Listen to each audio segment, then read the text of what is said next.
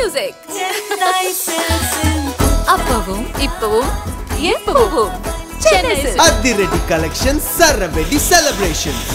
சென்னை நகரில் பொது போக்குவரத்து சேவைகளை பயன்படுத்துவோர் இனி எளிதாகவும் வசதியாகவும் பயணிக்க ஒரு புதிய செயலி அறிமுகமாகியுள்ளது. சென்னை ஒருங்கிணைந்த பெருநகர போக்குவரத்து ஆணையம் உருவாக்கியுள்ள சென்னை ஒன் என்கிற ஆப் பல்வேறு போக்குவரத்து பிரிவுகளில் ஒரே பாஸை பயன்படுத்த உதவுகிறது.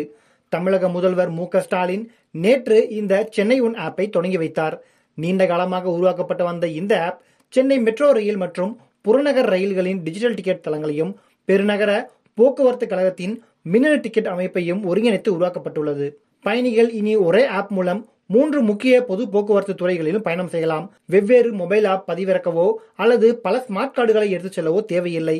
சென்னை பெருநகர பகுதியில் பயண திட்டமிடுதலுடன் கூடிய ஒருங்கிணைந்த டிக்கெட் என்கிற ஆய்வின் முடிவுகளின் அடிப்படையில் சென்னை ஒன் ஆப் உருவாக்கப்பட்டுள்ளது. நாட்டின் முதல் ஒருங்கிணைந்த போக்குவரத்து செயலியாக இது அமைய உள்ளது என அதிகாரிகள் தெரிவித்துள்ளனர். இந்த ஆப் 3 பொது போக்குவரத்து முறைகளை ஒருங்கிணைப்பதோடு தேவைப்பட்டால் தனியார் பயண சேவை வழங்குநர்களின் தகவல்களையும் சேர்த்து மலிவான மற்றும் விரைவான பயண வழிகளை தேடும் வசதியை வழங்குகிறது.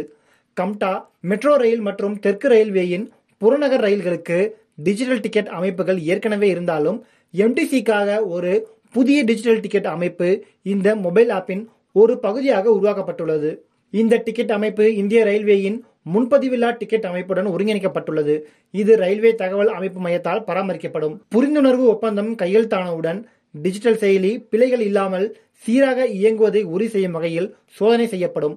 சுமார் 6000 பேருந்து நிறுத்தங்கள், 650 பேருந்து வழித்தடங்கள் மற்றும் எம்டிசியின் ஏறத்தாழ 3500 பேருந்துகள் பற்றிய தகவல்களுடன் இந்த செயலி துல்லியமாக செயல்பட பல உள்ளீடுகள் பயன்படுத்தப்பட்டுள்ளது.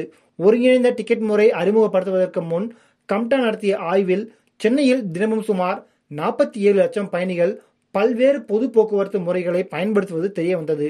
எம்டிசி, தெற்கு ரயில்வே மற்றும் மெட்ரோ ரயில் ஆகிய 3 முக்கிய சேவைகளும் பொதுவான தூரம் சார்ந்த கட்டண முறையை கொண்டுள்ளன.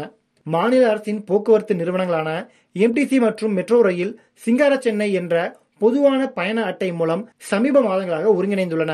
ஆனால் புறநகர் ரயில்கள் தனிப்பட்ட டிஜிட்டல் டிக்கெட் முறையை பயன்படுத்துகின்றன. எம்டிசி சமீபத்தில் யூபிஐ மூலம் டிஜிட்டல் டிக்கெட் வசதியை அறிமுகப்படுத்தியதிலிருந்து தினமும் சுமார் 1 லட்சம் டிஜிட்டல் பரிவர்த்தனைகளை மின்னணு டிக்கெட் இயந்திரங்கள் மூலம் மேற்கொள்ளப்படுகிறது. கம்டா பொதுவான டிஜிட்டல் டிக்கெட் முறையை மேற்கொண்டு வந்தாலும் பொது போக்குவரத்தை பயன்படுத்த பயணிகளை ஊக்குவிக்க ஒரு பொதுவான கட்டண முறை மிகவும் கவர்ச்சிகரமானதாக இருக்கும் என போக்குவரத்து ஆர்வலர்கள் வலியுறுத்தினர்.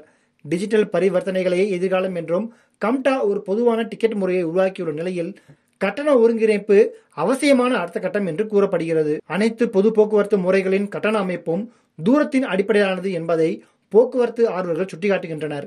எனவே நீண்ட தூர பயணங்களுக்கு பொதுவான கட்டண முறை உருவாக்கப்பட வேண்டும் என அவர்கள் கூறுகின்றனர். தினமும் சுமார் 35 லட்சம் பயணிகள் எம்டிசி பேருந்துகளையும், 9 லட்சம் பேர் புறநகர் ரயில்களையும், 3 லட்சம் பேர் மெட்ரோ ரயில் சேவைகளையும் பயன்படுத்துவதாக கணக்குகள் தெரிவிக்கின்றன. மும்பை மற்றும் பெங்களூரில் உள்ள ஒருங்கிணைந்த டிக்கெட் முறை பேருந்து மற்றும் மெட்ரோ ரயில்களுக்கு மட்டுமே மொபைல் செயலி மூலம் பயணிகள் அனுமதிக்கும் நிலையில் சென்னை தனது சேவையாக இந்த சென்னை ஆப் மூலம் ஒருங்கிணைந்த நாட்டிலேயே முதல் முறையாக இந்த ஒரு ஆப்பை உருவாக்கியுள்ளது. அப்பவும் இப்பவும் எப்பவும் சென்னை அதிரடி கலெக்ஷன் சரவெடி செலிப்ரேஷன்.